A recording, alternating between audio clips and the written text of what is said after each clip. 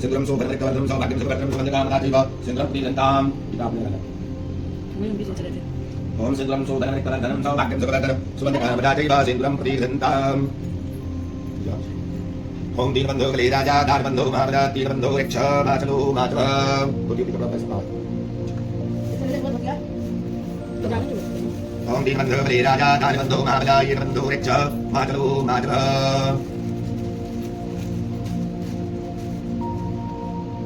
विष्णु विष्णु विष्णु विष्णु श्रीमदे श्रीमद् भागवते भागवते महा महा पुरुषस्य पुरुषस्य विष्णु विष्णु व्याज्ञ परवर मानस्य अदौ ब्राह्मणो अमि द्वितीये राधे विश्वे वाराकल्पे जम्बूद्वीपे भारतवर्षे भारतखण्डे आर्यावर्त देशान्तर्गते बिहारप्रान्ते दीघाग्रामे जादुले वर्तमान स्थानेन संवत्सरे 2082 साके संवत् 1947 शुभमासे ज्येष्ठमासे शुक्लपक्षे तृतीयायां ऋतौ गुरुवासरे अपना नाम रख लीजिएगा दोनों बार।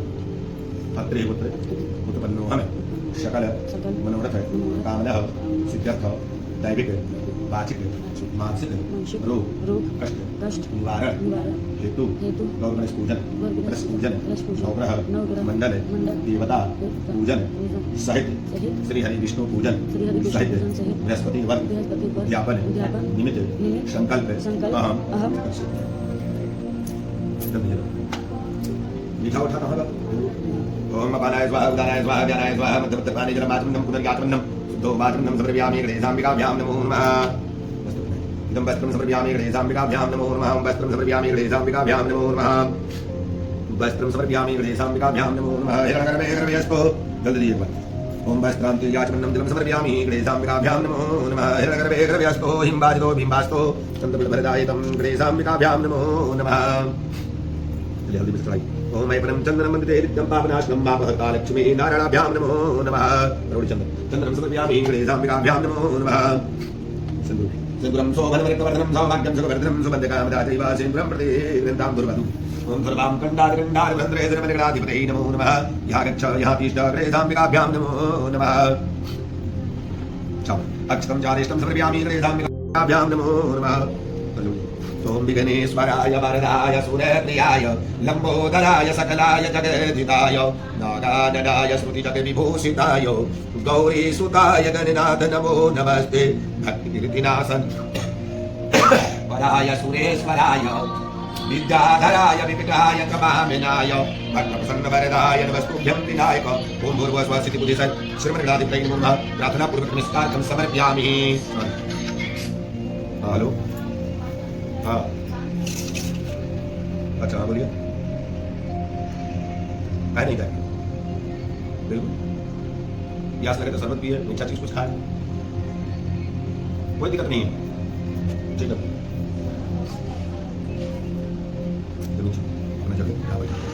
ओम भूमिरसे भूमिरसे तितिरसे विश्वसे विश्वधायत ओम ब्रह्माधिपतये नमो नमः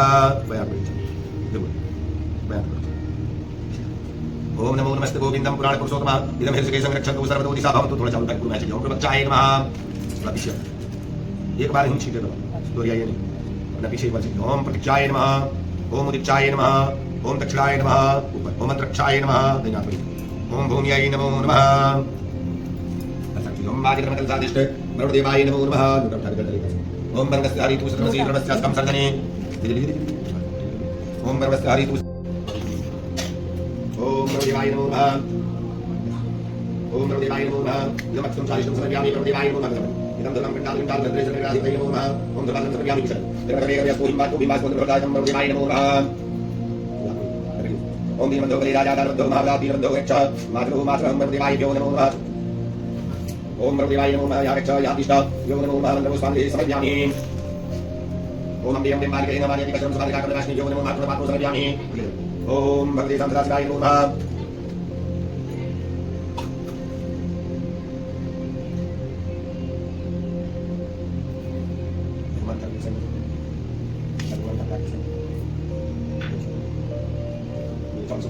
ओम सुखं करोति कल्याणं आयुधं संपदा सत्त्वबुद्धि विनाशाय ज्योति नमस्ते विकृष्णदेवताभ्यां नमो नमः मालादि सुगन्धे मालापानि हेतो माया हितानि पुष्पाणि समर्पयामि ओम प्रभुदेवाय नमो नमः या गच्छ या तिष्ठ यो नमो नमः विसर्जनम् ओम प्रभुदेवाय नमो नमः या गच्छ या तिष्ठ यो नमो नमः नमस्ते समर्पयामि प्रभुदेवाय नमो नमः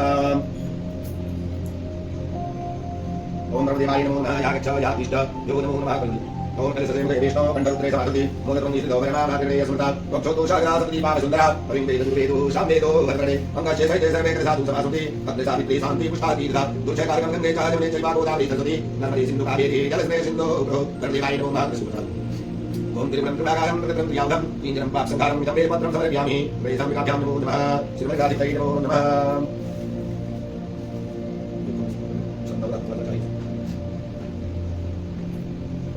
ओम इदं पुष्पाणि पुष्पमाला समर्पयामि ओम वैशाम्बिकाभ्यां नमो नमः धर्मदेवाभ्यां नमो नमः शिवगंगाभ्यां नमो नमः शिवदेवताभ्यां नमो नमः देवताभ्यां नमो नमः राज सदा पर गाने करे सस्य शीतल तानी जदि तरहे चिति नंदन नंदन वो सुखदे बोध बोधि विवेक बढ़ाती रहे गुरु गौरव सालिबा लाई हमें भृगु भोग सदी सदिलाती रहे शनि राहु सुखो सेवा रे घर को और के दूधौ जा हराती रहे हरिधातमय ससुर सदा निज मंगल कार्य कराती रहे ओम राम राम मंगलारी भानु सदी भूमि लोक सुखासन राहु केतु सर्वे ग्रह शांतिं भवन्तु ओम शांति शांति शांति यहाँ तिष्ठ यो नमो नमः हो गया पंचामृत ओम पयवती पंचामृत स्नानं समर्पयामि ओम विष्णवे नमः ओम पयवती पंचामृत स्नानं समर्पयामि ओम विष्णवे नमः चलिए हो गया फिर चलिए ओम पयवती पंचामृत स्नानं समर्पयामि ओम विष्णवे नमः आचमनं पुनर्याचमनं सिद्धो आचमनं समर्पयामि पंचामृत ओम लक्ष्मी नारायणाभ्यां नमो नमः नीलवचनं लगाइए ओम श्री गणेश गणपति नित्यं पापनाशनं पापहर्ता लक्ष्मी नारायणाभ्यां नमो नमः मंत्रपुष्पाञ्जलिः समर्पयामि श्रीमन्नारायणाधिपतये नमो नमः लक्ष्मी नारायणाभ्यां नमो नमः मंत्रपुष्पाञ्जलिः समर्पयामि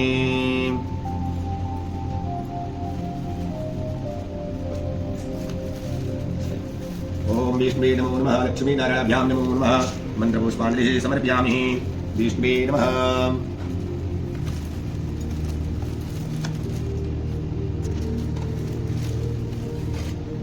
ओम विष्णवे नमो नमः मंत्रपुष्पाञ्जलिः समर्पयामि विष्णवे नमः उपवस्त्राणि समर्पयामि ओम विष्णवे नमः उपवस्त्रान्ते याचमनं समर्पयामि स्थितं वस्त्रं समर्पयामि। ओम विष्णवे नमः लक्ष्मी नारायणाभ्यां नमो नमः।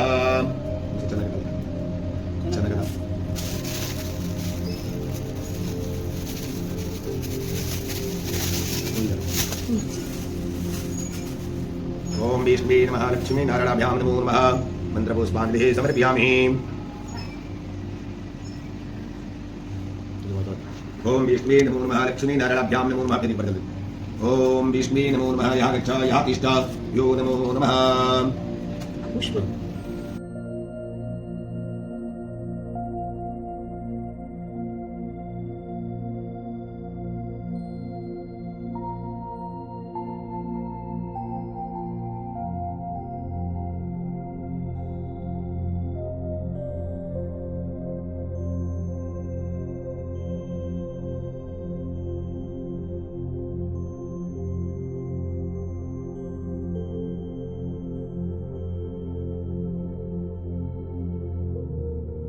बात है कि भारत में एक राजा राज्य करता था। वह बड़ा प्रतापित था, दानी था। वो नित्य प्रति मंदिर में भागवत दर्शन करने जाता था। वह ब्राह्मण और गुरु की सेवा किया करता था। उसके द्वार से कोई भी याचक निराश होकर नहीं लौटता था। वह प्रत्येक गुरुवार को व्रत रखता और पूजन करता था।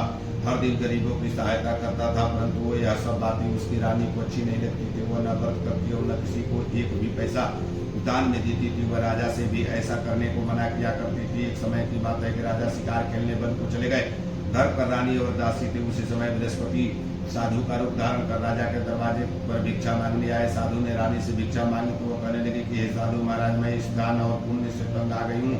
इस कार्य के लिए तो मेरे पति देव ही बहुत है। अब आप ऐसी कृपा करें कि सारा धन नष्ट हो जाए तथा मैं आराम से रह सकूं। साधु रूपी बृहस्पति देव ने कहा कि देवी तुम बड़ी विचित्र हो। संतान और धन से कोई दुखित नहीं होता है, इसको सभी चाहते हैं। पापी भी पुत्र और धन की इच्छा करता है। अगर तुम्हारे पास धन अधिक है तो भूखे मनुष्य को भोजन कराओ, प्याऊ लगाओ, ब्राह्मण को दान दो, धर्मशालाएं बनवाओ, कुआं, तालाब, बावड़ी, बाग, बगीचे आदि का निर्माण कराओ तथा निर्धन की कुमारी की कन्याओं का विवाह कराओ। साथ ही जग आदि करो। इस प्रकार के कर्मों से आपके कुल और आपका नाम परलोक में सार्थक होगा एवं स्वर्ग की प्राप्ति होगी। परंतु रानी साधु की इन बातों से खुश नहीं। वो उसके कहने से उसने कहा कि हे साधु महाराज, मुझे ऐसे धन की आवश्यकता नहीं जिसको मैं अन्य लोगों को दान दूं तथा जिसको रखने और संभालने में ही मेरा सारा समय नष्ट हो जाए। साधु ने कहा कि देवी जी, तुम्हारी ऐसी इच्छा है तो जैसे मैं तुम्हें बताता हूँ वैसा ही तुम करना। बृहस्पतिवार के दिन घर को गोबर से लीपना, अपने केस को पीले मिट्टी से धोना, केस को धोते समय स्नान करना, राजा से कहना वह हजामत करवाए, भोजन में मांस मदिरा खाना, कपड़ा धोबी के यहाँ धोने को देना। इस प्रकार 7 बृहस्पतिवार करने से तुम्हारा धर्म नष्ट हो जाएगा। यह कहकर साधु महाराज रूपी बृहस्पति देव अंतर्ध्यान हो गए। रानी ने साधु के कहने के अनुसार 7 बृहस्पतिवार तक वैसे ही करने का विचार किया। साधु के बताए अनुसार कार्य करते हुए केवल 3 बृहस्पतिवार ही बीते थे कि उसकी समस्त धन संपत्ति नष्ट हो गई। भोजन के लिए दोनों समय परिवार तरसने लगा तथा संसारिक भोगों से दुखित रहने लगा। तब वह राजा रानी से कहने लगा कि हे रानी, तुम यहाँ पर रहो, मैं दूसरे देश को जाता हूँ, क्योंकि यहाँ पर मुझे सभी मनुष्य जानते हैं, इसलिए मैं यहाँ कोई कार्य नहीं कर सकता। मैं अब प्रदेश जा रहा हूँ, वहाँ कोई काम धंधा करूंगा, शायद हमारे भाग्य बदल जाए। ऐसा कहकर राजा प्रदेश चला गया। वह वहाँ जंगल से लकड़ी काट कर लाता और शहर में बेचता। इस तरह जीवन व्यतीत करने लगा। इधर राजा के बिना रानी और दासी दुखित रहने लगे। किसी दिन भोजन मिलता और किसी दिन जल पीकर ही रह जाती। एक समय रानी और दासियों को 7 दिन बिना भोजन के व्यतीत करना पड़ा। तो रानी ने अपनी दासी से कहा कि हे दासी, यहाँ पास ही के नगर में मेरी बहन रहती है, वह बड़ी धनवान है, तू उसके पास जा और वहाँ से 5 शेर बझेरा मांग कर लिया, जिससे कुछ समय के लिए गुजर हो जाएगा। दासी रानी की बहन के पास गई। रानी की बहन उस समय पूजा कर रही थी। बृहस्पतिवार का दिन था। दासी ने रानी की बहन से कहा कि हे रानी, मुझे आपकी बहन ने भेजा है, मुझे 5 शेर बझेरा दे दो। दासी ने यह बात अनेक बार कही, परंतु रानी का बहन ने कोई उत्तर नहीं दिया, क्योंकि वह उस समय बृहस्पतिवार की कथा सुन रही थी। जब दासी को रानी की बहन से कोई उत्तर नहीं मिला तो वह बहुत दुखित हुई। उसे क्रोध भी आया। वह लौटकर रानी से बोली कि हे रानी, आपकी बहन बहुत ही धनी स्त्री है, वह छोटे लोगों से बात भी नहीं करती। मैंने उससे कहा तो उसने कोई उत्तर नहीं दिया। मैं वापस चली आई। रानी बोली कि हे दासी, इसमें उसका कोई दोष नहीं है। जब बुरे दिन आते हैं तब कोई सहारा नहीं देता। अच्छे बुरे की पता विपत्ति में ही लगता है। जो ईश्वर की इच्छा होगी वही होगा। यह सब हमारे भाग्य का दोष है। उधर रानी की बहन ने सोचा कि मेरी बहन का दासी आई थी, परंतु मैं उससे तो उससे नहीं बोली। इससे वह बहुत दुखित हुई होगी। अतः कथा सुन और भगवान विष्णु की पूजन समाप्त कर वह अपनी बहन के घर आई और कहने लगी कि हे बहन, मैं बृहस्पतिवार का व्रत कर रही थी, तुम्हारी दासी हमारे घर गई थी, परंतु जब तक कथा होती है तब तक हम लोग न उठते हैं न बोलते हैं, इसलिए मैं नहीं बोली। तो दासी क्यों गई थी? रानी बोली कि बहन, हमारे घर अनाज नहीं था, वैसे तुमसे कोई बात छिपी नहीं है, इस कारण मैंने दासी को तुम्हारे पास 5 सेर बजेरा लेने के लिए भेजा था। रानी के बहन बोली कि बहन देखो, बृहस्पति भगवान सबकी मनोकामना पूर्ण करते हैं, देखो शायद तुम्हारे घर में अनाज रखा हो। यह सुनकर दासी घर के अंदर गई तो वहां उसे एक घड़ा बजेरा का भरा मिल गया। उसे बड़ी हैरानी हुई क्योंकि उसने एक एक बर्तन देख लिया था। उसने बाहर आकर रानी को बताया कि दासी अपनी रानी से कहने लगी कि हे रानी देखो, वैसे हमको जब अन्न नहीं मिलता तो हम रोज ही व्रत करते हैं, अगर इनसे व्रत का विधि और कथा पूछ ली जाए तो हम भी क्या करेंगे। दासी के कहने पर रानी ने अपनी बहन से बृहस्पतिवार का व्रत के बारे में पूछा। उसकी बहन ने बताया कि हे रानी बहन, बृहस्पतिवार को सूर्योदय से पूर्व उठकर स्नान करके बृहस्पतिवार का व्रत करना चाहिए, लेकिन उस दिन सिर नहीं धोना चाहिए। बृहस्पतिवार के व्रत में चने के दाल और मुनाका से विष्णु भगवान को केले के वृक्ष की जड़ में पूजन करे तथा दीपक जलावे। उस दिन एक ही समय भोजन करे, भोजन पीले खाद्य पदार्थ का करे तथा कथा सुने। इस प्रकार करने से गुरु भगवान प्रसन्न होते हैं, अन्न पुत्र धन देते हैं, मनोकामना पूर्ण करते हैं। व्रत और पूजन का विधि बताकर रानी का बहन अपने घर लौट गई। रानी और दासी दोनों ने निश्चय किया कि बृहस्पति देव भगवान का पूजन जरूर करेंगे। 7 दिन बाद जब वह बृहस्पतिवार आया तो उन्होंने व्रत रखा। गुड़साल में जाकर चंदा और गुड़ बीन लाई तथा उसकी दाल से केले की जड़ तथा विष्णु भगवान का पूजन किया। भोजन पीला कहाँ से आवे? दोनों बड़ी दुखित हुई, परंतु उन्होंने व्रत किया था, इस कारण बृहस्पति देव भगवान प्रसन्न थे। एक साधारण व्यक्ति के रूप में वे 2 थाल में सुंदर पीला भोजन लेकर आए और दासी को देकर बोले कि हे दासी, यह भोजन तुम्हारी और रानी के लिए है, तुम दोनों करना। दासी भोजन पाकर बड़े प्रसन्न हुई और रानी से बोली कि रानी जी भोजन कर लो। रानी को भोजन आने के बारे में कुछ पता नहीं था, इसलिए वह दासी से बोली कि जा तुम ही भोजन कर, क्योंकि तू हमारी व्यर्थ में हंसी उड़ाती है। दासी बोली कि एक व्यक्ति भोजन दे गया है। रानी कहने लगी गया है, इसलिए मैं और आप दोनों ही साथ साथ भोजन करेंगे। दोनों ने गुरु भगवान को नमस्कार कर भोजन प्रारंभ किया। उसके बाद से वह प्रत्येक बृहस्पतिवार को गुरु भगवान का व्रत और पूजन करने लगे। बृहस्पति भगवान की कृपा से उनके पास धन हो गया, परंतु रानी फिर पहले की तरह से आलस्य करने लगी। तब दासी बोली कि देखो रानी, तुम पहले भी इसी प्रकार आलस करती थी, तुम्हें धन के रखने में कष्ट होता था, इस कारण सभी धन नष्ट हो गया। अब गुरु भगवान की कृपा से धन मिला है तो फिर तुम्हें आलस्य होता है। बड़ी मुसीबतों के बाद हमने यह धन पाया, इसलिए हमें दान पुण्य करना चाहिए। तुम भूखे मनुष्य को भोजन कराओ, प्याऊ लगाओ, ब्राह्मण को दान दो, कुआं तालाब बावड़ी आदि का निर्माण कराओ, मंदिर पाठशाला बनवाकर दान दो, कुंवारी कन्याओं का विवाह कराओ, धन को शुभ कार्य में खर्च करो, जिससे तुम्हारे कुल का जस बढ़े, स्वर्ग प्राप्त हो और पितृ प्रसन्न हो। दासी के बात मानकर रानी ने इसी प्रकार के कर्म करने आरंभ किए, जिससे उनका काफी जस फैलने लगा। एक दिन रानी और दासी आपस में विचार करने लगी कि न जाने राजा किस देश में होंगे, उनकी कोई खोज खबर नहीं है। गुरु भगवान ने उनकी प्रार्थना की और भगवान ने रात्रि में राजा के स्वप्न में कहा कि हे राजा, उठ, तेरी रानी तुझको याद करती है, अब अपने देश को लौट जा। राजा प्रातःकाल उठकर जंगल से लकड़ियां काट कर लाने के लिए जंगल की ओर चल पड़ा। जंगल से गुजरते हुए सोचने लगा कि रानी की गलती से उसे कितने दुख भोगने पड़े। राजपाट छोड़कर उसे जंगल में आकर रहना पड़ा। जंगल से लकड़ियों काट कर उन्हें बेचकर गुजारा करना पड़ा। उसी समय उस जंगल में बृहस्पति देव एक साधु का रूप धारण कर आए और राजा के पास आकर बोले कि हे लकड़हारे, तुम इस सुनसान जंगल में किस चिंता में बैठे हो, मुझे बतलाओ। यह सुन राजा के नेत्र से जल भर आया और साधु की वंदना कर बोले कि हे प्रभु, आप सब कुछ जानने वाले हैं। इतना कहकर राजा ने साधु को अपनी संपूर्ण कहानी सुना दी। महात्मा दयालु होते हुए राजा से बोले कि हे राजा, तुम्हारी पत्नी ने बृहस्पति देव के प्रति अपराध किया था, जिसके कारण तुम्हारी यह दशा हुई। अब तुम किसी प्रकार की चिंता मत करो, भगवान तुम्हें पहले से अधिक धन देंगे। देखो, तुम्हारी पत्नी ने भी बृहस्पति का व्रत आरंभ कर दिया। तुम भी बृहस्पतिवार का व्रत करके चने की दाल बेगुण जल के लोटे में डालकर केले का पूजन करो, फिर कथा कहो या सुनो, भगवान तुम्हारी सब कामनाओं को पूर्ण करेंगे। साधु को प्रसन्न देखकर राजा बोले कि हे प्रभु, मुझे लकड़ी बेचकर इतना पैसा भी नहीं बचता जिससे भोजन करने के उपरांत कुछ बजा सकूं। मैंने रात्रि में अपनी रानी को व्याकुल देखा है, मेरे पास कोई साधन नहीं जिससे समाचार जान सकूं। फिर मैं बृहस्पति देव की क्या कहानी कहूं, मुझे तो कुछ भी मालूम नहीं है।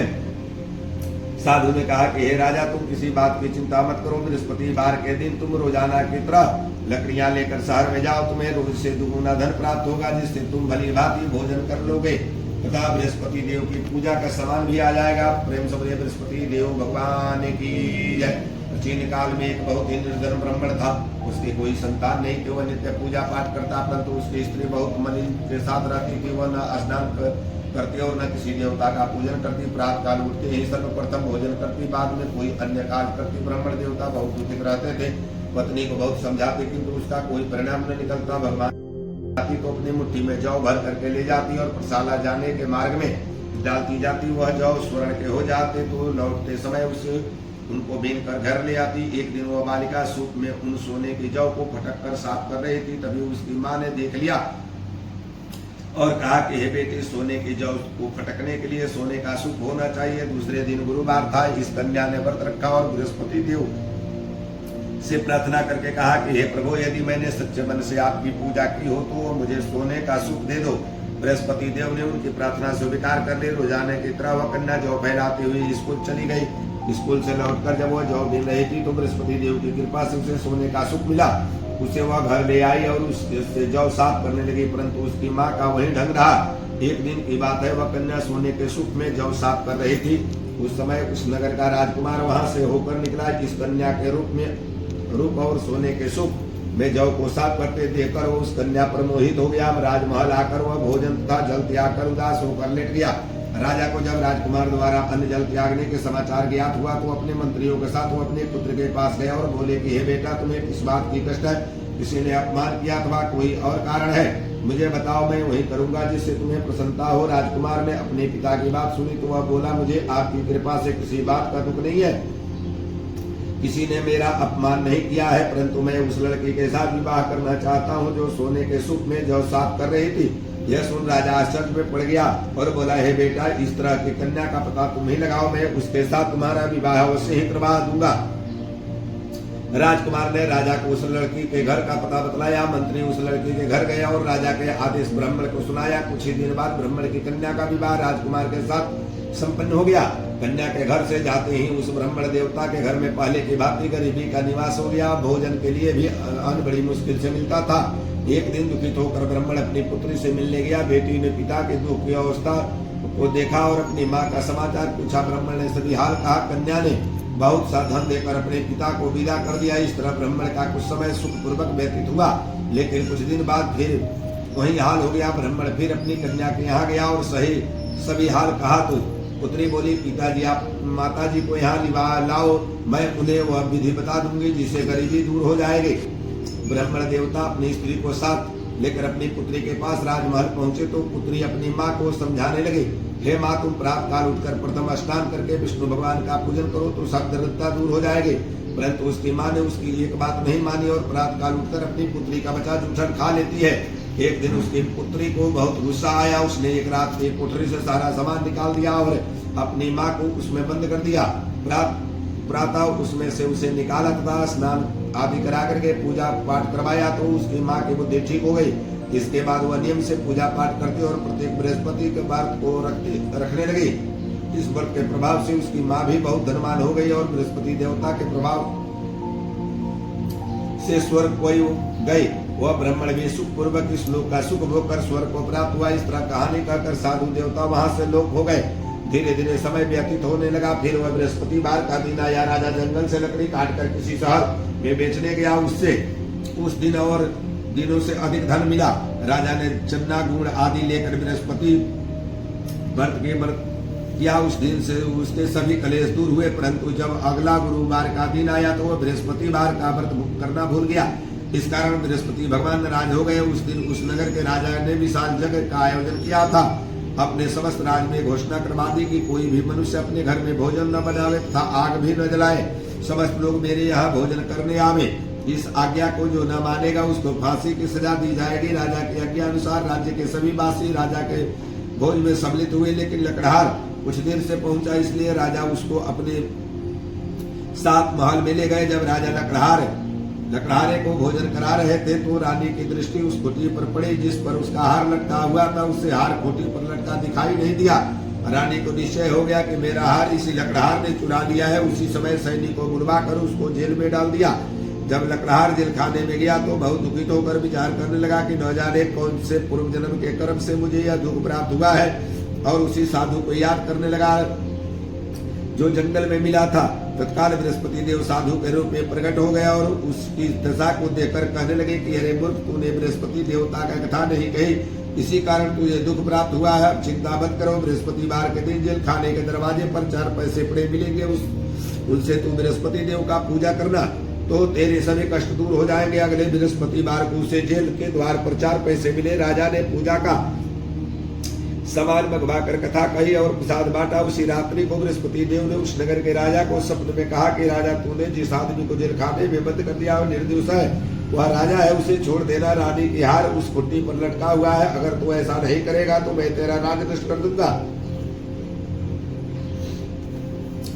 राजा प्रातःकाल उठा और कुटी पर हार टंगा देकर लकड़हारे को बुलाकर क्षमा मांगी तथा राजा को जो सुंदर वस्त्र आभूषण भेंट कर उसे विदा किया।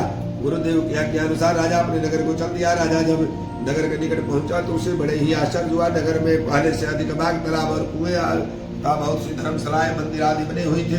राजा ने पूछा कि यह किसका बाग और धर्मशाला है। तब नगर के सब लोग कहने लगे कि यह सब रानी और दासी द्वारा बनवाए गए हैं। राजा को आश्चर्य हुआ और गुस्सा भी आया। जब रानी ने खबर सुनी कि राजा आ रहे हैं तो उसने अपनी दासी से कहा कि दासी, देख राजा हम तो कितने बुरी हालत में छोड़ गए थे, वह हमारी ऐसी हालत देखकर लौट न जाए, इसलिए तू दरवाजे पर खड़ी हो जा।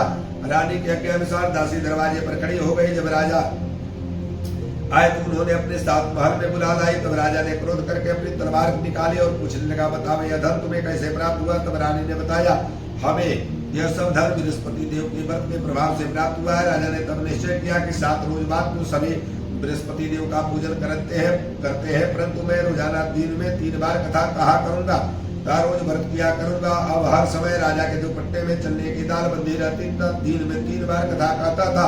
एक रोज राजा ने विचार किया कि चलो अपनी बहन के यहाँ से हो आवे। इस तरह का निश्चय करके राजा घोड़े पर सवार हो अपनी बहन के यहाँ चल दिया। मार्ग में उसने देखा कि कुछ आदमी एक मुर्दे को लिए जा रहा है। उन्हें रोक कर राजा कहने लगा कि अरे भाई, मेरी बृहस्पतिवार की कथा सुन लो। बोले, लो हमारा तो आदमी मर गया, इसको अपनी कथा की पड़ी है। परंतु कुछ आदमी बोले, अच्छा कहो, हम तुम्हारी कथा भी सुनेंगे। राजा ने दाल निकाली और कथा कहनी शुरू कर दी। जब कथा आदि हुई तो मुर्दा हिलने लगा और जब कथा समाप्त हुई तो राम राम करते हुए वह मुर्दा खड़ा हो गया। राजा आगे बढ़ा, उसे चलते चलते शाम हो गई। आगे मार्ग में उसे किसान खेत में हल चलाता मिला। राजा उससे बोला कि अरे भाई, तुम मेरी बृहस्पतिवार की कथा सुन लो। किसान बोला कि जब तक मैं तेरी कथा सुनूंगा तब तक 4 हरियाण उतरूंगा, जा अपनी कथा किसी और को सुनाना। राजा आगे चलने लगा। राजा के हटते ही बैल छाड़ खा करके गिर गया था। किसान के पेट में बहुत से जोर से दर्द होने लगा। उसी समय किसान की पत्नी रोटी लेकर आई। उसने जब यह देखा तो अपने पुत्र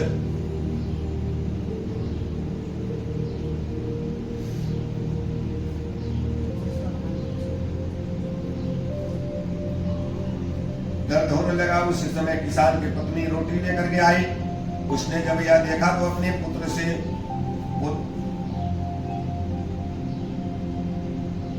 उसी समय किसान की माता रोटी लेकर के आई। उसने जब यह देखा तो अपनी पुत्री से सब हाल पूछा। बेटे ने सभी हाल बतला दिया।